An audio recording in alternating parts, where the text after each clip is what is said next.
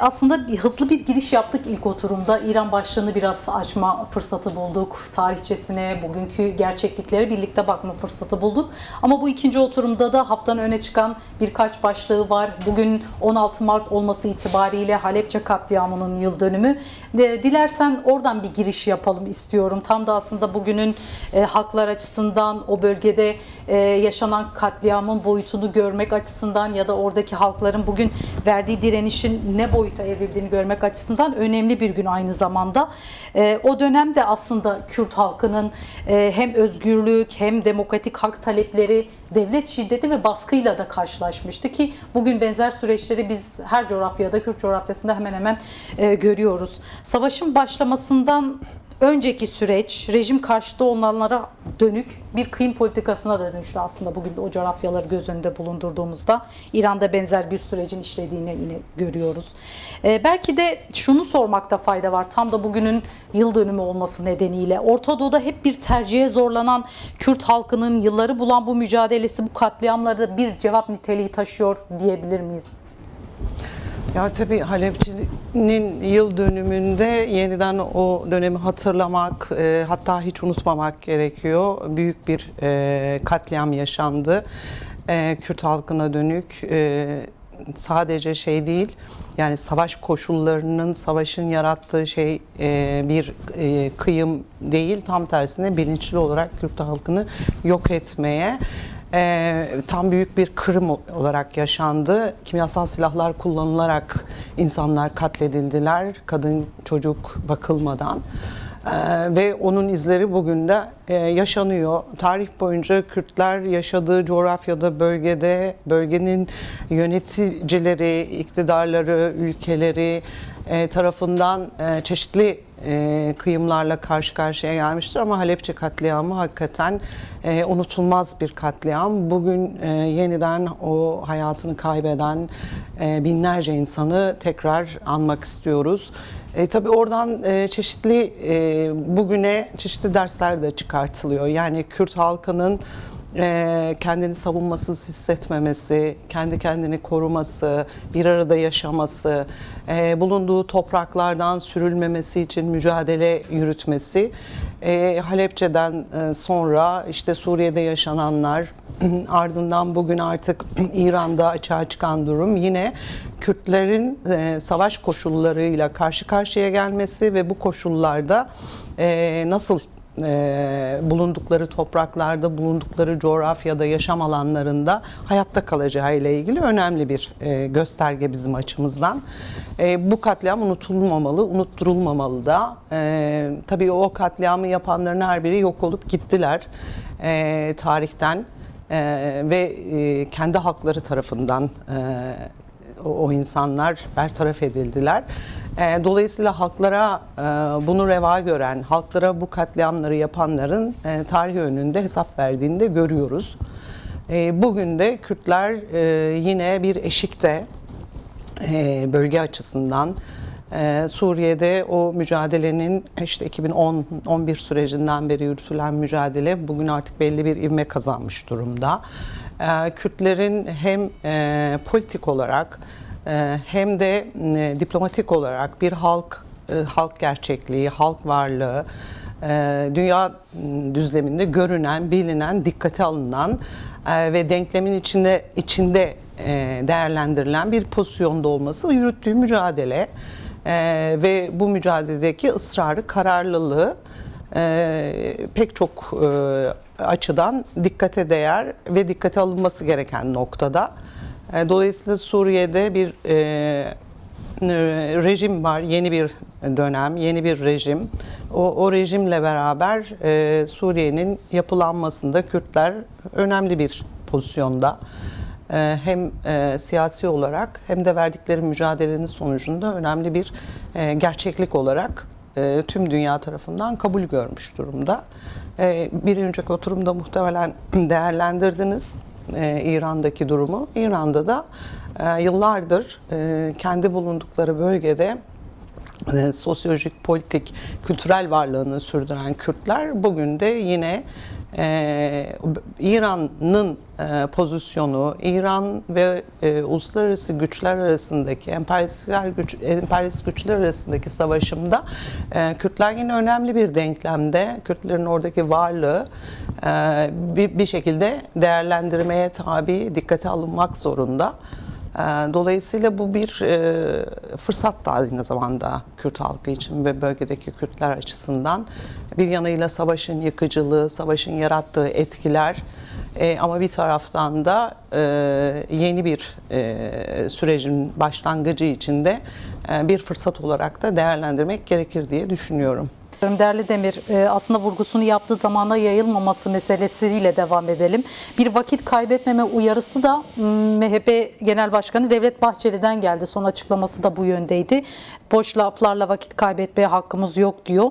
Aslında Kürt halkının istediği bu zamana yaymama, vakit kaybetmeme, ivedilikle adım atma meselesi, bir yanıyla da iktidar belki diyemeyeceğiz ama iktidar ortağı olarak nitelendirilen MHP'nin de gündeminde. Tam da buradan devam edecek olursak sürecin hızlandırılması gerektiğine işaret edilen bir yer var. Peki o zaman yavaşlatan unsurlar neler bu süreçte?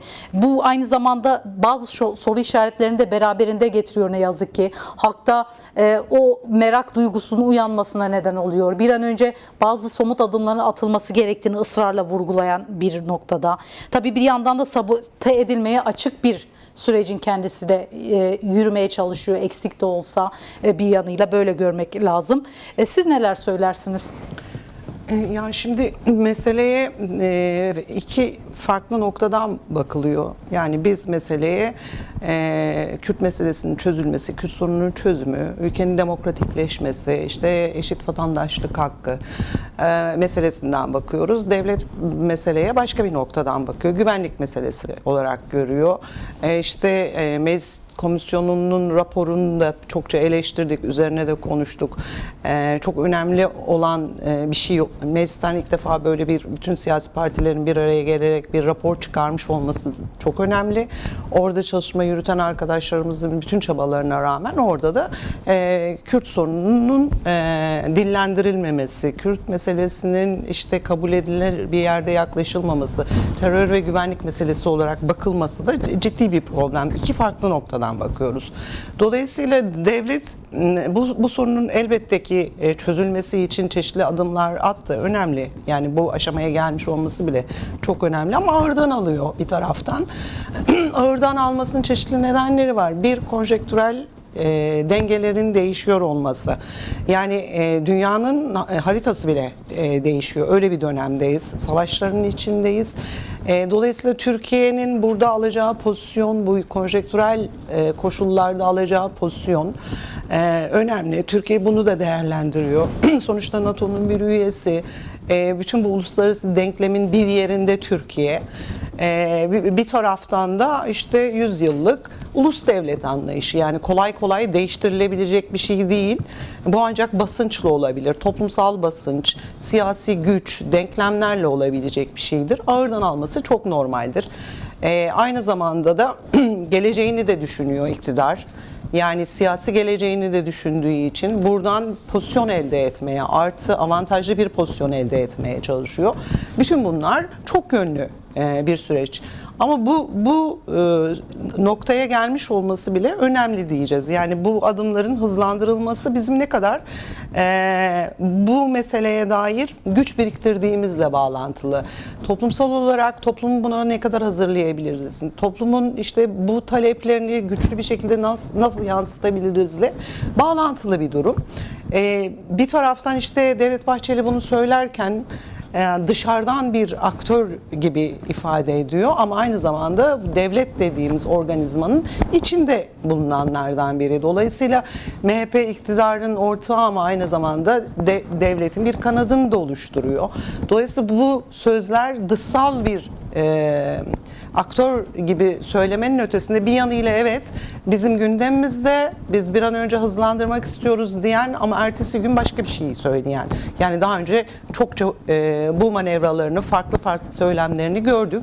duruma göre koşullar değiştiğinde mesela Kürtlerin bölgedeki pozisyonu biraz zayıfladığında devlet başka bir adım atacaktır. Geri adım atma olasılığı çok yüksek. Dolayısıyla mesela toplumu hazırlama konusunda çok da bence çaba gösterilmiyor. Yani şöyle 2014-15 sürecinde en azından toplumu hazırlamak adına iktidar çeşitli toplantılar yapıyordu, kamuoyuna açıklamalar yapıyordu, toplumu işte barış sürecine hazırlamak ve Kürtlerle masaya oturma noktasında bir çabaları vardı. Açıktan mesela bu yapılmıyor. Bir taraftan masada görüşmeler yapılıyor, bir taraftan da aslında kamuoyunu o milliyetçi, ırkçı hezeyanlarla besleyen başka faktörler var. Dolayısıyla hani mücadele çok yönlü. Hem buna karşı mücadele etmek lazım hem de toplumsal taleplerin topyekün bu topraklarda, bu coğrafyada, bu ülkede yaşayan bütün halkların çıkarını gözeten ve çıkarı olduğunu gören bir yerden mücadele eden kuvvetleri arttırmak gerekiyor. Yani iktidara basıncı arttırırsak ancak bu adımlar hızlı atılabilir.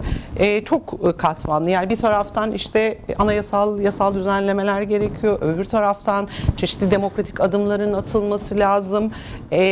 Bir taraftan işte yeni sürece ilişkin kamuoyunun ve toplumun değişik katmanlarının içine katılması gerekiyor. Ben biraz bölgedeki gelişmeler, dünyadaki gelişmeler, bir taraftan da iktidarın kendi geleceğini düşünerek yer yer adımları yavaş attığını düşünüyorum. Onların adımlarını hızlandırması da biraz bizim ne kadar güçlü muhalefet, ne kadar güçlü siyaset yürüttüğümüzle bağlantılı. O halde tam da ikinci aşama olarak nitelendirilen süreci biz konuşurken barışın gerçek inşacıları olarak görülen kadınların oynadığı ya da oynayacağı rolün önemine dair bir parantez açalım istiyorum. Sen neler söylersin? Bir yanıyla da Özgür Kadın Bildirisi'nin açtığı bir tartışma zemini de var aynı zamanda. Tam da aslında biz barışı bu kadar dillendirirken, yansımaların ne olacağını halklara dönük bu tartışmaları yaparken bir yanıyla da kadınların bu süreçteki rolünü de konuşmakta fayda var. Onu geçmeden Özlem arkadaşımızın bahsettiği noktalara bir iki ekleme de ben yapmak isterim. Şöyle ki yani Türkiye'nin halkları, bu ülkede yaşayan, tabii doğalında işte kadınlara da zaten vurgu yapacağız. Yani bu ülkede yaşayan büyük çoğunluk mutsuz. Büyük ekonomik yıkım var, açlık var, sefalet var. Demokrasi yok ülkede, şiddet var, işte gözaltı tutuklama, toplumun üzerinde büyük baskı. Şimdi bu kadar mutsuz olan bir toplumun, bu kadar sorunları olan bir toplumun doğalında hani iyi yaşamak arzusu, mutlu olma arzusu var. Bu sadece Türkiye için de değil, bölge halkları için de söylüyorum. Yani sürekli savaş var, kaos var. Ve bu kaosun içinde hayatını kaybeden binler, milyonlar var. Yerlerinden edilen milyonlar var. Göç edilmek zorunda bırakılan, işte doğası tahrip edilen, var olan kaynakları yerle bir olan bir dünyada yaşıyoruz. Ve bu dünyaya bir önermede bulunuyor Sayın Öcalan. Diyor ki aslında bir arada yaşamak bu kadar çok kültürlü, çok dilli, çok katmanlı bir coğrafyada bir arada güçlenerek, birbirimizi görerek, birbirimize saygı duyarak, birbirimize alan açarak yaşamak mümkündür. Bu hem bölge halkları için hem de Türkiye için büyük bir şans aslında. Fakat bunu değerlendirmeyen iktidarlar var. Yani 18. yüzyılın sonları, 19. yüzyılın başında ulus devlet kavramı vardı. İşte özgürleşmek, tek devlet olmak, bölgede güç olmak adına böyle bir süreç vardı. Ama dünya değişiyor. Bugün artık ulus devletlerin yavaş yavaş dağıldığı, yıkıldığı ve dünyada sınırların kalmadığı bir dönemde yaşıyoruz. Yani artık sınırlar yok. Dünyanın bir yerinden başka bir yerine gitmek, başka bir yerinde yaşamak mümkün. Teknolojinin geliştiği, uzay çağının işte olduğu bir dönemde birilerini bir sınırın içine hapsetmeniz mümkün değil. Bütün işte haklarını, işte kimliğini, dilini, dinini belli bir şeyin, çizginin altına almanız mümkün değil. Yani bilgi akışı var, herkes birbiriyle iletişim halinde, bağ halinde. Dünyada herkesin her şeyden haberi var. Böyle bir çağda bir kalıbın içine sokulmaya çalışılıyor insanlık. Ve bunu da belli güçler yapıyor, belli odaklar yapıyor. Yani daha rahat sömürebilmek için, daha rahat kontrol altına alabilmek için, iktidarlarını daha rahat sürdürebilmek adına. Dolayısıyla ben Türkiye'nin bu şansı, yani Sayın Öcalan'ın önermeleri, Sayın Öcalan'ın perspektifi, önerdiği bu projeyi, bu yaşam biçimini mesela dikkate almamasını Türkiye açısından büyük bir eksiklik olarak düşünüyorum. Yani tek tek bu ulus devletler yok oldu. İşte Suriye yerle bir oldu. Bugün İran dağılıyor. Yarın Türkiye'nin başına gelmeyeceğinin garantisi yok. Yani bu haliyle zaten mümkün değil, yürümez yani. Patlayacak bir yerden. Toplumsal tepkiler var. Türkiye'ye ihtiyaç duyan uluslararası güçler yarın Türkiye'ye o kadar ihtiyaç da duymayabilir. Yani Türkiye elverişli bir ülke çünkü. İktidar bu uluslararası güçlerin her dediğini yapıyor çünkü iktidarlarını kaybetmek istemiyorlar. Yani doğamızı tahrip ediyor, yerle bir ediyor, emekçiyi en ucuz fiyata çalıştırıyor, sömürü mekanizmasını dibine kadar sermayeye sunuyor. Şimdi böyle bir iktidarı elverişli ve kullanışlı görür uluslararası güçler. Dolayısıyla Türkiye bugün evet kullanışlı bir ülke olabilir ama yarın vazgeçilebilir. Dolayısıyla Türkiye'deki yani iktidar erkinin bunu dikkate alması gerekir diye düşünüyorum. Almaması büyük bir kayıp olur. Buradan da şuraya geleceğim. Burada kadınların rolü, kadınların talepleri, işte yeni yaşam örgüsü için kadınlar ne istiyor? Kadınlar tabii ki en önemli güç burada, en önemli özne. Kadınların ne istediği önemli. En fazla sömürülen, en fazla katledilen, en fazla kimliği, iradesi yok sayılan kadınlar. Dolayısıyla burada kadınların taleplerinin, kadınların nasıl pozisyon aldığı önemli. Yani bu ülkede eğer barış süreci tartışılacaksa, barış süreci olacaksa, bunun zemini oluşacaksa burada kadınlar olmadan, kadının aklının, kadın gücünün, kadın iradesinin olmadığı bir barış süreci olması mümkün değil. Dolayısıyla başından sonuna kadar kadınlar bu sürecin içinde olmalılar. Hem taleplerini hem gelecek tahayyüllerini bu sürecin içine akıtmaları gerekir diye düşünüyorum.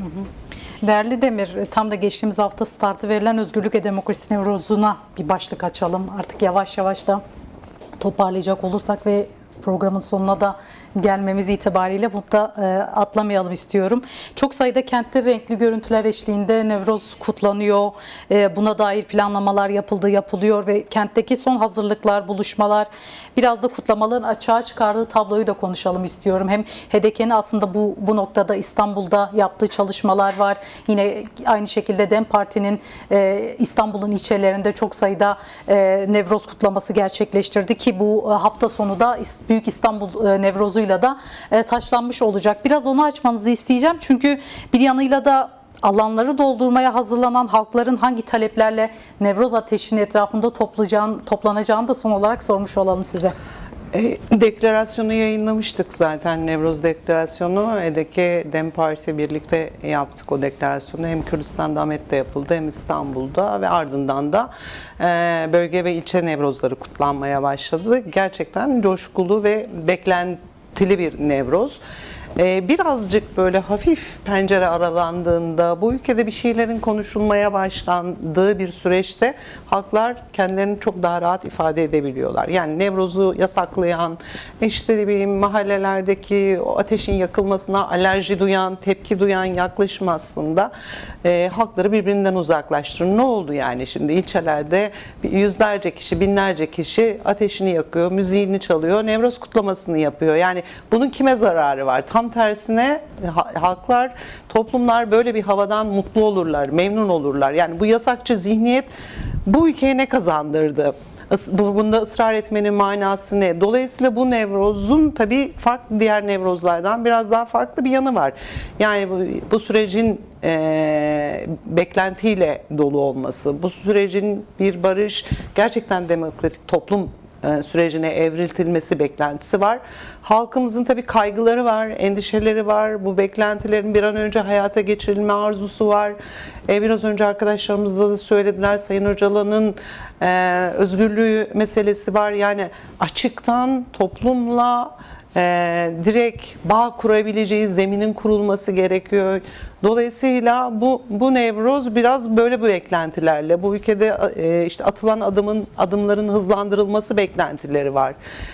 O yüzden de milyonlar hem bölge Nevrozlarına hem İstanbul Nevroz'una akacaktır eminiz yani.